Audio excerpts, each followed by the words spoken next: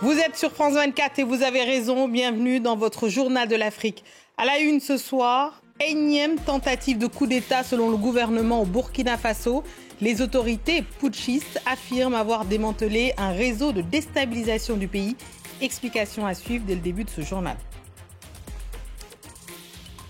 Le Sénégal qualifié pour les huitièmes de finale de la CAN 3-1 face au Cameroun. Un match qui s'est joué à Yamoussoukro en Côte d'Ivoire, mais qui avait une saveur particulière, vous en doutez, à Dakar, où nous irons dans une fan zone grâce à notre correspondant.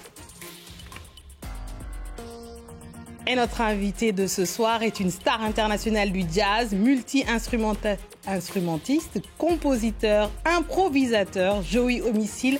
Et notre invité pour la sortie de son nouvel album Spiritual Healing Bois Cayman Freedom Suite et son concert le 23 janvier au New Morning à Paris.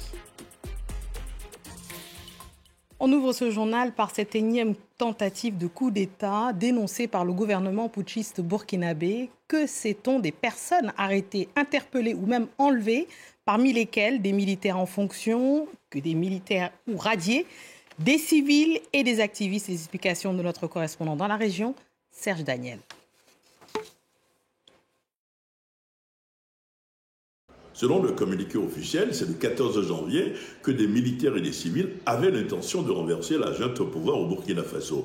Qui sont-ils? Les militaires. Le communiqué précise que parmi les militaires, il y a des militaires en activité, il y a des militaires radiés, il y a d'autres qui étaient à la retraite, et qu'il y a également des civils ainsi que des activistes. Il n'y a pas de détails, il n'y a pas de nom, personne n'est nommément cité, mais d'après nos informations, parmi les militaires, il y a au moins 11 militaires arrêtés à ce jour. Parmi eux, il y a le lieutenant-colonel Somda, Evra Somda, c'est l'ancien patron de la gendarmerie nationale du Burkina Faso. Il avait été limogé en octobre dernier par le chef de la junte, le capitaine Ibrahim Traoré, parce qu'il ne lui faisait pas confiance. Alors, quel était le mode d'opération de ces insurgés, de ces personnalités civiles et militaires qui avaient l'intention de faire un coup d'État selon le communiqué officiel? Le mode d'opération était de provoquer des troubles au sein des casernes, un soulèvement au sein des casernes, pour pouvoir prendre le pouvoir. Mais cela dit, il y a plusieurs zones d'ombre dans cette affaire. Les observateurs estiment que le gouvernement devrait pouvoir donner des détails, de nouveaux détails, de plus de précision, pour qu'on mesure l'ampleur de ce qui devait se passer. En attendant, ce sont les personnalités, ce sont les parents de personnalités civiles et militaires qui demandent des nouvelles de leurs parents parce que ces parents, ces familles sont sans nouvelles de leurs parents militaires et civils arrêtés depuis maintenant, pour certains, depuis plus d'une semaine. On passe à la RDC où ce samedi, il y aura une manifestation face à une investiture car 3 candidats battus à la présidentielle ont appelé à manifester leur mécontentement pour protester contre ce qu'ils qualifient de braquage électoral, à savoir la victoire du président sortant Félix Tshisekedi. Notre correspondante Aurélie Bazara-Kibangula. C'est pour se faire entendre que l'opposition lance un nouvel appel à manifester, une manifestation de résistance, disent 3 des leaders. Moïse Katumbi, arrivé 2e de l'élection présidentielle, mais aussi Martin Fayulu et Floribert Anzulini. Ils affirment notamment que ces élections sont entachées de fraude, qu'il n'y aurait pas eu de compilation des résultats et que des machines à voter se seraient retrouvées chez des particuliers. La toute-puissante conférence des évêques catholiques du Congo critique elle aussi sévèrement le processus électoral et qualifie les élections de catastrophe tout en reconnaissant la victoire de Félix Tshisekedi.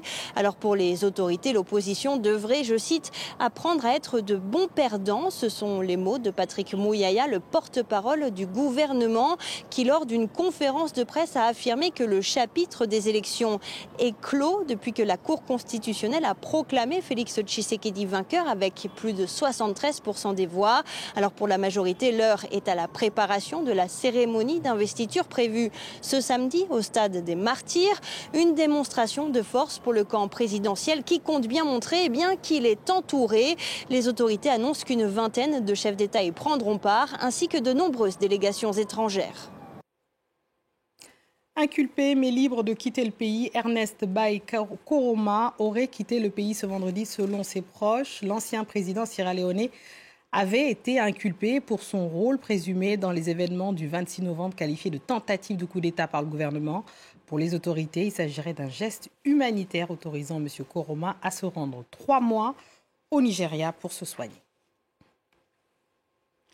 La Russie va intensifier sa coopération militaire avec le Niger. Le pays, vous le savez, fait face à des groupes djihadistes et l'ambition de Moscou est de renforcer son influence en Afrique et ceci malgré la rébellion du groupe paramilitaire russe Wagner. Notre correspondant Harold Girard nous en dit plus. Les uns après les autres, les putschistes sahéliens affichent leur proximité avec le Kremlin. Le Niger et la Russie ont pourtant des liens qui datent de très longtemps, de nombreuses années, comme la plupart des pays africains qui aujourd'hui entretiennent une relation diplomatique avec Moscou. Celle-ci s'est établie à l'ère soviétique. Aujourd'hui, c'est un soutien renforcé de la Russie au Niger sur le terrain sécuritaire qui pourrait émerger de cette rencontre. Un soutien qui existe déjà, un accord sécuritaire entre les deux pays avait été signé en 2016, puis en 2019, le Niger avait acheté une douzaine d'hélicoptères de combat à la Russie pour lutter contre le terrorisme sur son sol. Ces derniers mois et ces dernières semaines, il y a eu des rencontres répétées entre les officiels des deux pays, mais la question qui subsiste au Niger aujourd'hui, c'est qu'est-ce qu'un renforcement du partenariat militaire entre la Russie et le Niger pourrait réellement apporter sur le terrain dans les zones d'insécurité au Niger? L'accord de partenariat avec la Russie, je ne pense pas si c'est un accord qui va jusqu'à redéployer une force au Niger parce que le Niger n'a pas le même problème sécuritaire avec le Mali, n'a pas le même avec le Burkina ni certains pays qui partagent la frontière avec le Niger. L'approche militaire, uniquement militaire, ne peut pas à elle seule apporter directement une solution.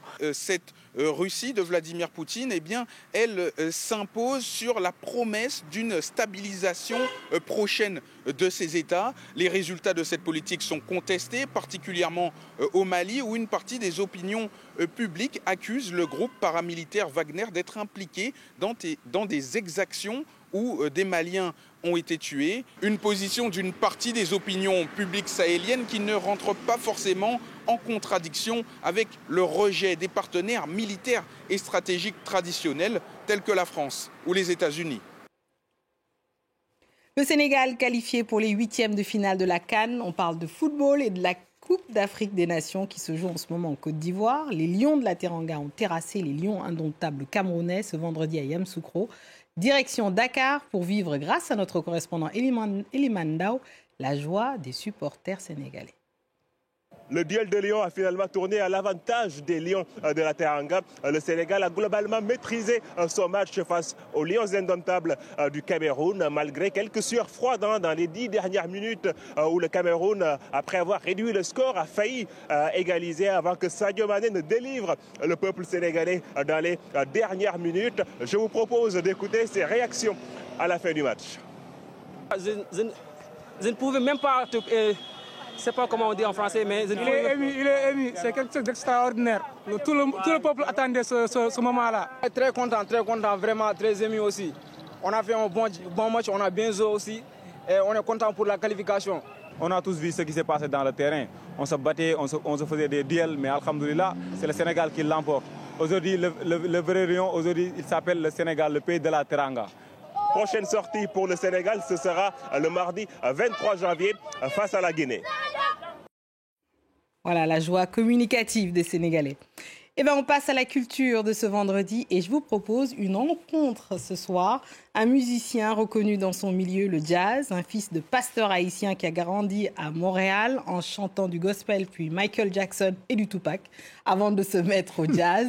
Joey Homicile, merci d'être avec nous sur ce journal de l'Afrique. Merci à toi, Fatoumata, de me recevoir sur ton plateau. Ah, ça me fait vraiment plaisir. Alors, parlez-nous, j'ai dit un petit peu, père pasteur haïtien, on chante du gospel au début, on met un peu de Michael Jackson, puis Tupac, le rap, le hip-hop, et maintenant le jazz. Expliquez-nous, justement. Le jazz, au fait, pour moi, c'est le mélange de mes ancêtres, ces mémoires-là que j'ai, que j'oublie des fois, mais que je peux me rappeler justement avec des histoires comme le Bois Caïman, des histoires que mon père m'a racontées, qui sont comme mythologiques, mais mythiques en même temps, mais qui sont vraiment réels. Alors, la musique, le jazz qui englobe toutes les nations, qui englobe toutes les cultures, parce que le jazz, c'est la liberté, justement. Pour moi, c'est le parfait véhicule pour véhiculer mon message de, justement, liberté. De liberté. Parlons directement de cet album, Spiritual Healing, Bois, Cayman, Freedom Suite. Vous n'avez pas voulu faire un titre simple. Jamais. Alors, cet album, avant de parler comment il est né pendant le confinement, mais justement, parlez-nous, parce qu'il est dédié à un jour précis de l'histoire haïtienne. Parlez-nous-en.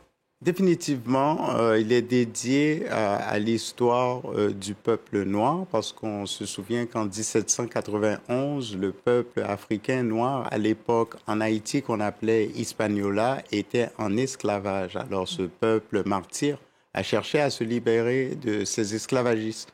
Pour ce faire, ça a pris 12 ans, de 1791 à 1804. Ils se sont battus, ils se sont réunis pour justement vaincre et à la fin obtenir cette victoire. Mais ce n'était pas sans le sanglot. Et pour ce faire, Napoléon Bonaparte a été défait. Mais en même temps, par cette action, on a obtenu une liberté que je peux dire conditionnelle, parce qu'on est toujours en même temps encastré. Mais en même temps, on a toujours l'espoir qu'un jour, on pourra être free at last, comme nous le disait Martin Luther King. Enfin libre. Enfin libre. Et justement, comment est-ce que cet album... Justement, pour ce faire, alors, nous, Joey Homicile et puis mes acolytes, Randy Kerber, Johan Dani, Arnaud Dolmen, Jonathan Jurion, Jenda Manga, on a décidé d'utiliser la musique.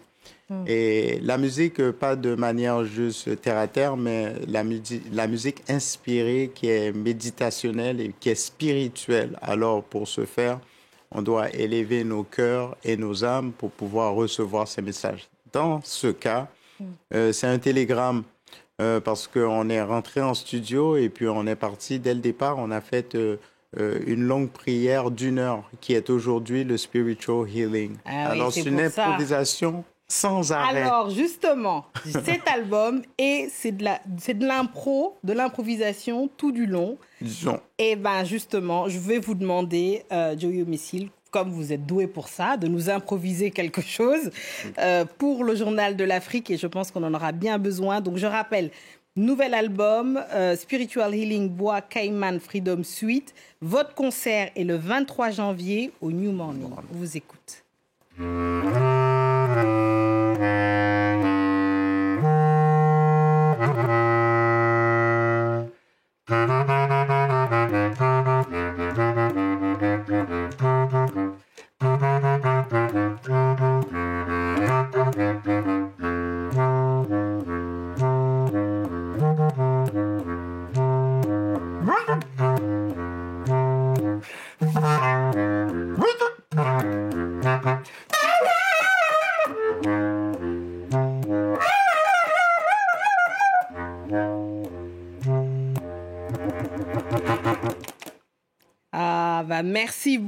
Merci beaucoup, Joey Homicile.